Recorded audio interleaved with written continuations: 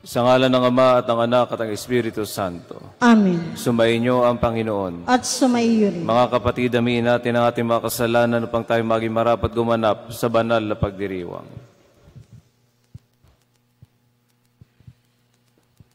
Sinugong tagapagpagaling sa mga nagsisisi, Panginoon, kaawaan mo kami. Panginoon, kaawaan mo kami. Dumating na tagapag-anyayang mga makasalanay magsisi, Kristo, kaawaan mo kami. Kristo, kaawaan mo kami. Nakaluklok ka sa kanan Diyos sama para ipamagitan kami, Panginoon, kaawaan mo kami. Panginoon, kaawaan mo kami. Kaawaan tayo ng makapangyarihang Diyos, patawarin tayo sa ating mga kasalanan at patubay tayo sa buhay na walang hanggan. Amen. Papuri sa Diyos, papuri sa Diyos.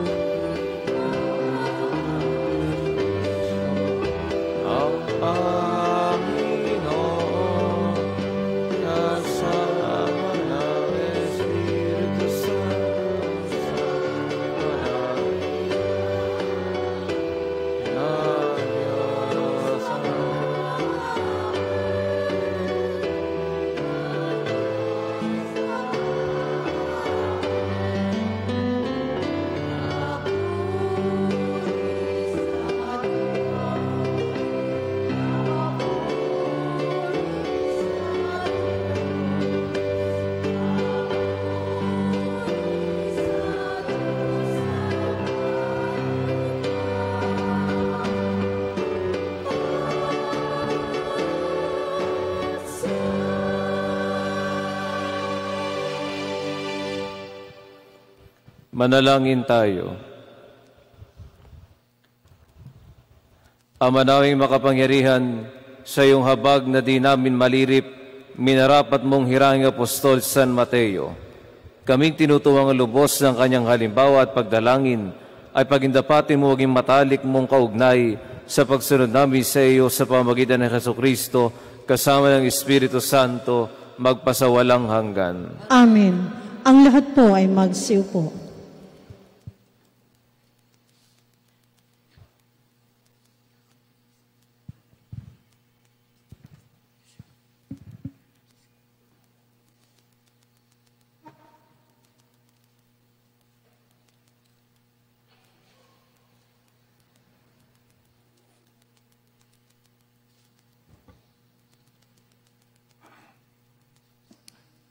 Pagbasa mula sa sulat ni Apostol San Pablo sa mga taga-Epeso. Mga kapatid, ako na isang bilanggo dahil sa Panginoon ay namamanhik sa inyo na mamuhay kayo gaya ng nararapat sa mga tinawag ng Diyos. Kayo'y maging mapagpakumbaba, mabait at matyaga. Magmahalan kayo at magpaumanhinan. Pag sumakita ninyong mapanatili ang pagkakaisang mula sa Espiritu sa pamamagitan ng buklod ng kapayapaan. Iisa lamang ang katawan at iisa rin ang Espiritu. Gayon din naman, iisa lamang ang pag-asa ninyong lahat, dulot ng pagkatawag sa inyo ng Diyos. May isa lamang Panginoon, isang pananampalataya at isang binyag, isang Diyos at Ama nating lahat. Siya'y higit sa lahat, gumagawa sa lahat at sumasa lahat. Ang bawat isa sa atin binigyan ng tanging kaloob ayon sa sukat na ibinigay ni Kristo. Ang iba'y ginawang apostol, ang iba'y propeta, ang iba'y tagapaghatid ng mabuting balita, ang iba'y pastor at guro. Ginawa niya ito upang ihanda sa paglilingkod ang lahat ng hinirang sa ikaunlad ng kanyang simbahan. Sa gayon, tayong lahat ay magkakaisa sa pananampalataya at pagkakilala sa anak ng Diyos at magiging ganap ang ating pagkatao ayon sa pagiging ganap ni Kristo. Ang salita ng Diyos. Salamat sa Diyos.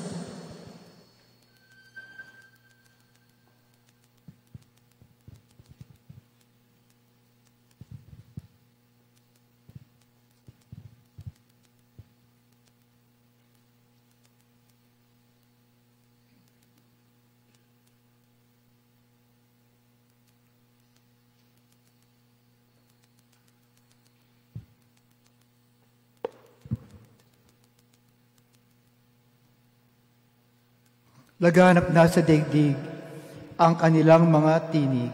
Laganap na sa daigdig ang kanilang mga tinig. Ang langit ay naghahayag na ang Diyos ay dakila. Malinaw na nagsasaad kung ano ang kanyang gawa. Bawat araw, bawat gabi, ang ulat ay walang patlang. Patuloy na nag-uulat sa sunod na gabit araw. Laganap na sa daigdig ang kanilang mga tinig. Walang tinig o salitang ginagamit kung sa bagay, at wala ring naririnig na kahit na anong ingay. Gayon paman, sa daigdig ay laganap yung tinig. Ang balita ay umaabot sa duluhan ng daigdig. Laganap na sa daigdig ang kanilang mga tinig. Ang lahat po ay magsitayo.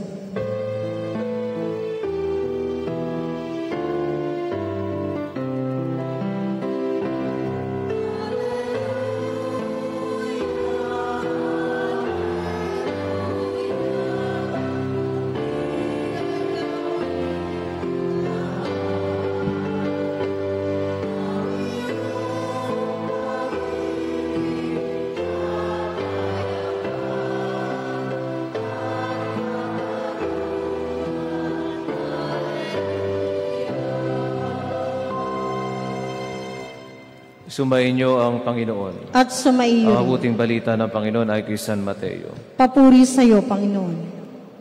Noong panahong iyon, umalis si Jesus at sa kanya paglakad, nakita niya ang isang taong ang pangalay Mateo. Nakaupo ito sa paningilan ng buwis. Sinabi niya sa kanya, "Sumunod ka sa akin." Tumindig si Mateo at sumunod sa kanya. Nang si Jesus at ang kanyang mga alagad ay nasa bahay ni Mateo, dumating ang maraming publikano at mga makasalanan at sila'y magkakasalong kumain. Nang makita ito ng mga Pariseo, tinanong nila ang kanyang mga alagad, "Bakit sumasalo sa mga publikano at sa mga makasalanan ninyong guro?" Narinig ito ni Jesus at siyang sumagot, "Ang mga may sakit ay nangangailangan ng manggagamot, hindi ang mga walang sakit. Humayo kayo at unawain ninyo ang kahulugan nito. Habag ang ibig ko at hindi hain, sapagkat naparito ko upang tawagin ang mga makasalanan, hindi ang mga banal." ang mabuting balita ng Panginoon. Pinupuri ka namin, Panginoong Jesucristo. Ang lahat po ay magsiupo. Sa kapistahan po ni San Mateo, isa sa 4 na ebanghelista, sa mabuting balita ay ipinahayag ang pagtawag kay Mateo. Isa ho ito sa pinakamagandang pagtawag na ginawa ng ating Panginoon, sapagkat si Mateo ay tinatawag na taga-kolekta ng buwis. Kumbaga, BIR.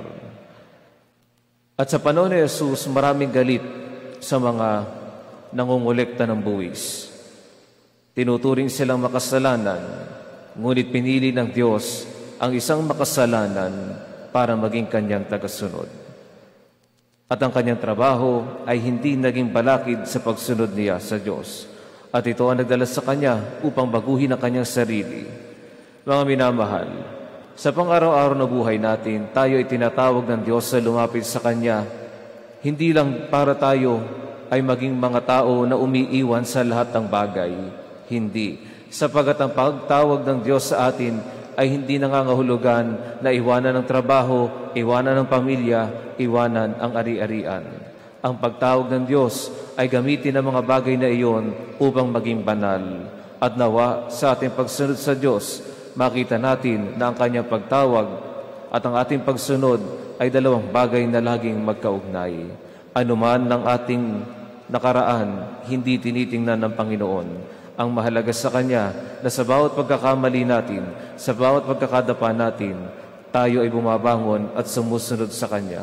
Kaya nga, maaari nating sabihin na sa pagtawag ng Panginoon kay Mateo, nung magpanagpo ang kanilang mga mata, pareho silang ngumiti sa isa't isa at ganun din ang ginagawa ng Panginoon sa atin. Sa bawat pagkakataon na tinitingnan niya tayo at tayo ay tumitingin sa Kanya, hindi galit sa Kanyang mukha ang ating nakikita, kundi ngiti. Nginingitian tayo ng Panginoon sapagkat gusto niya na maramdaman natin ang Kanyang awa at habag.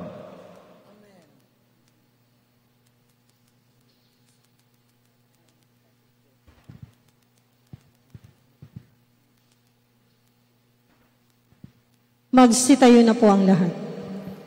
Ang buhay ni San Mateo binago ng pagtawag at hamon ng guro. Nawa ang aming mga panalangin ay magpahayag ng pagbabago ng buhay at maging sensitibo kami sa pangangailangan ng iba.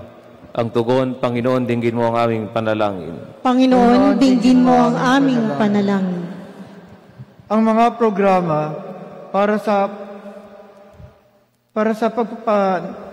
pagpapanibago naway maging tanda ng ating buhay, kasiya Kristiyano.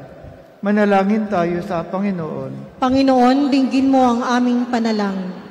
At tinawan tanggapin ang hamon at tawag sa pagbabalik loob. Sa halip na mahikayat sa pang-akit ng mundo, manalangin tayo sa Panginoon. Panginoon, dinggin mo ang aming panalangin. Ang mga may kinalaman sa mga bagay tungkol sa pananalapi, naway hindi matuksong ipagpalit ang kanilang kaluluwa para sa kayamanan at kapangyarihan. Manalangin tayo sa Panginoon. Panginoon, dinggin mo ang aming panalangin. Ang mga may kahinaan sa kanilang spiritual na buhay, naway humanap ng tulong sa sakramento ng pakikipagkasundo. Manalangin tayo sa Panginoon. Panginoon, dinggin mo ang aming panalangin. Ang mga yumao, naway mapatawad sa kanilang mga kasalanan. Manalangin tayo sa Panginoon. Panginoon, dinggin mo ang aming panalangin. Makapangyarihang Diyos, sa pamamagitan ng panalangin ni San Mateo, tanggapin mo ang mga kahilingan ng iyong bayan, ang bagong Israel na tinipon ng biyaya ng iyong muling nabuhay na anak, na nabubuhay tagahari magpasawalang hanggan. Amen. Ang lahat po ay magsiupo.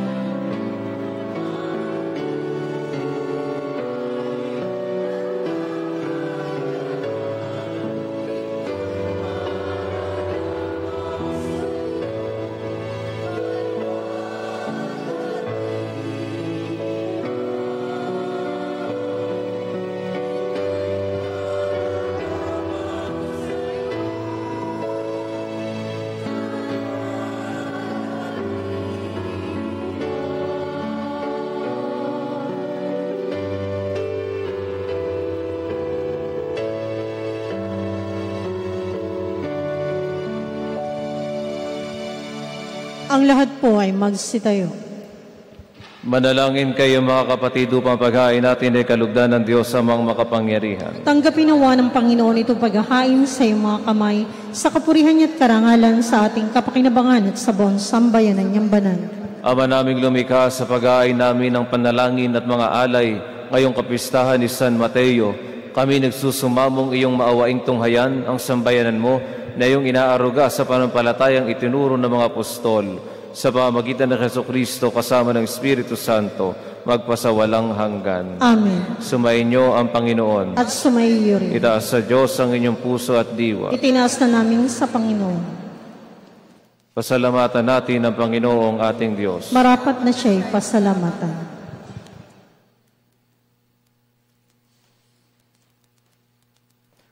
Ama namin makapangyarihan, tunay nga marapat ay kawayahin pasalamatan. Ikaw ang pastol na laging pumapatnubay sa mga kabilang sa nililingap mong kawan.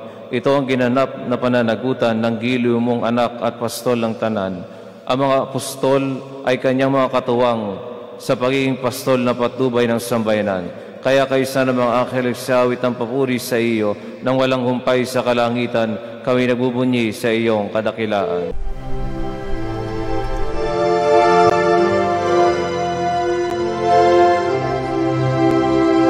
Santo, Santo, Santo, Panginoong Diyos makapangyarihan, napupuno ang langit at lupa ng kalwalhatian mo. Hosana sa kaitaasan, pinagpalang na paririto sa ngalan ng Panginoon. Hosana sa kaitaasan.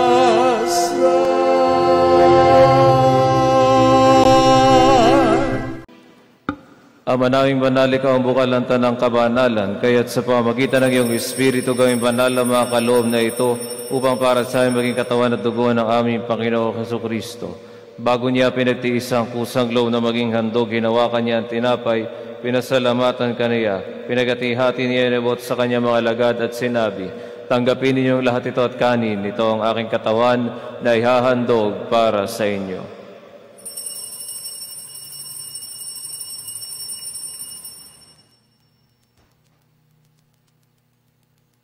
Gayon din naman nung matapos ng hapunan, hinawakan niya ang kalis, muli kanyang pinasalamatan, iniabot niya ang kalis sa kanyang mga lagad at sinabi, tanggapin ninyong lahat ito at inumin.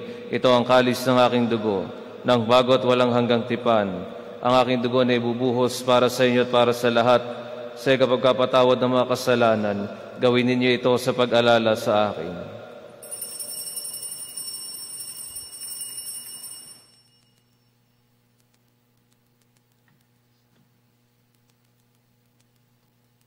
Ipagbunyi natin ang misteryo ng pananampalataya. Ang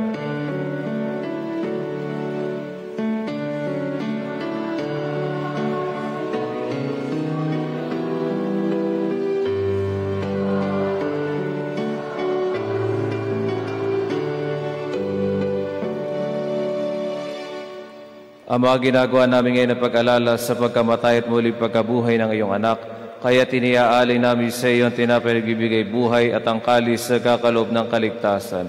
Kami nagpapasalamat dahil kami minarapat tumayo sa harap mo para maglingkod sa iyo. Isinasamo namin kami magsasalo-salo sa katawan at dugo ni Kristo mabuklod sa pagkakaisa sa pamamagitan ng Espiritu Santo. Ama, lingapin mo ang iyong simbahang laganap sa buong daigdig. Puspusin mo kami sa pag-ibig kaysa ni Francisco naming Papa at ni Melry naming Obispo at ng Tanang Kaparian. Alalahanin mo rin ang mga kapatid naming nahimlay na may pag-asa sila muling mabubuhay. Gayon din ang lahat ng mga pumanaw. Kaawaan mo sila at patuloyin sa iyong kaliwanagan. Kaawaan mo at pagkitapati kaming lahat na makasalo sa iyong buhay na walang wakas.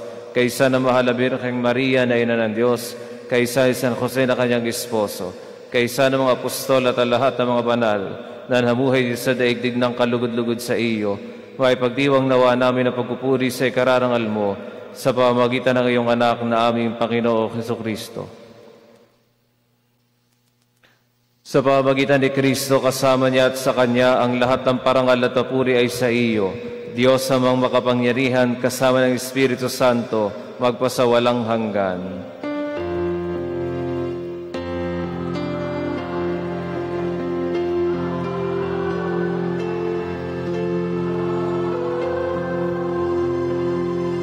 Ang lahat po ay magsitayo.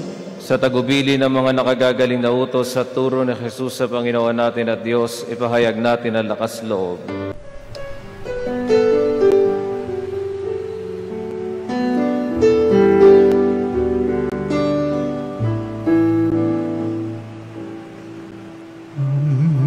Namin sumasalang ka, sambahin ang ngalan mo, mapasamin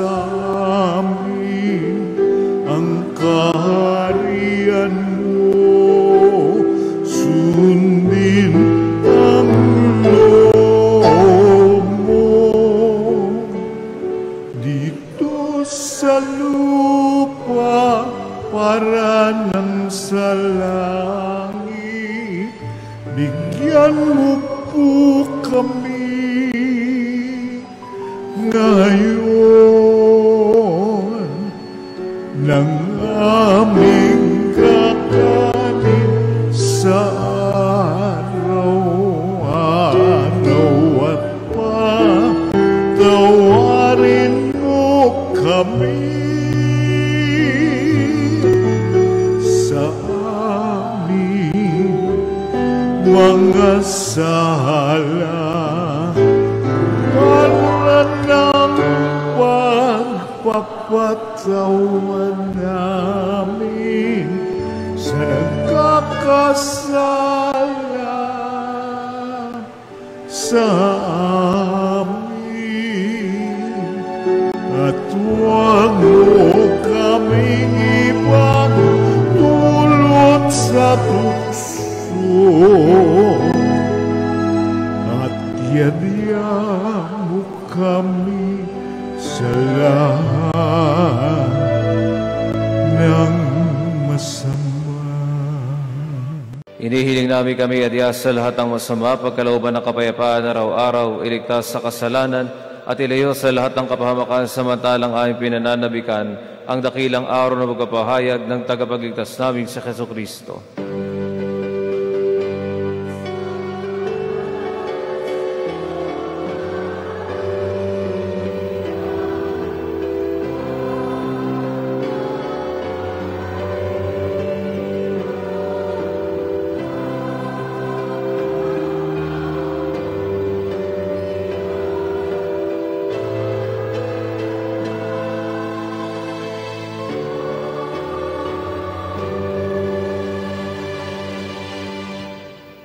Panginoong Jesucristo, sirain mo sa iyong mga apostol, kapayapaan ang iniiwan ko sa inyo, aking kapayapaan ang binibigay ko sa inyo. Tunghayan mo nga ang pananampalataya at huwag ang pagkakasala. Pagkalooban mo kami ng kapayapaan at pagkakaisa, ayon sa iyong kalooban, kasama ng Espiritu Santo magpasawalang hanggan. Amen. Ang kapayapaan ng Panginoon ay laging sumainyo. At sumaiyo rin. Nagbigayan kayo ng kapayapaan sa isa't isa.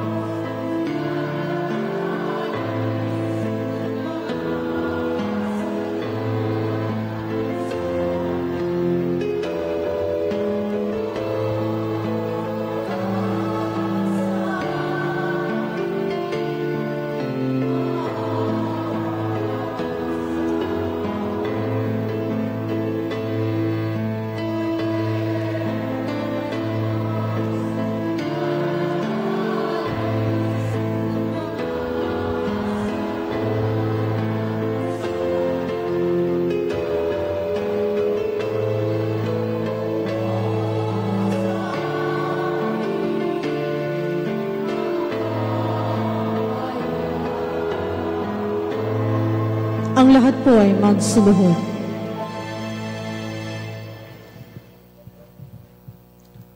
Ito ang kordero ng Diyos, ito nag-aalis ng mga kasalanan ng sanlibutan.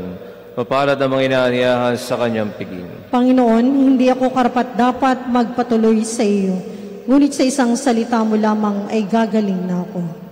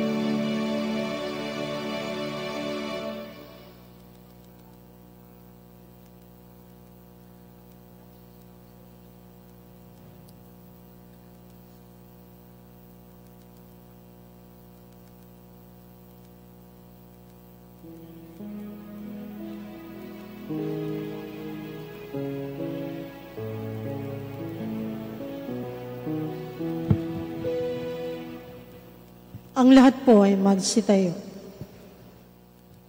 Manalangin tayo. Ama na ipagmahal sa pakikinabang namin sa galak ng katubusan na siyang sanhi ng masayang pagpapatuloy ni San Mateo sa manunubos upang makasalo sa kanyang tahanan. Ipagkaloob mong lagi naming tanggapin bilang pagkain siyang naparito upang tawagin ang mga makasalanan at hindi lamang ang mga banal na ngayon kasamot ng Espiritu Santo magpasawalang hanggan. Amen. Sumainyo ang Panginoon. At sumaiyo. Pagpalain kayo ng makapangyarihang Diyos, Ama, Anak, at Espiritu Santo. Amen. Tapos na ang misa, humayo kayong mapayapa. Salamat sa Diyos.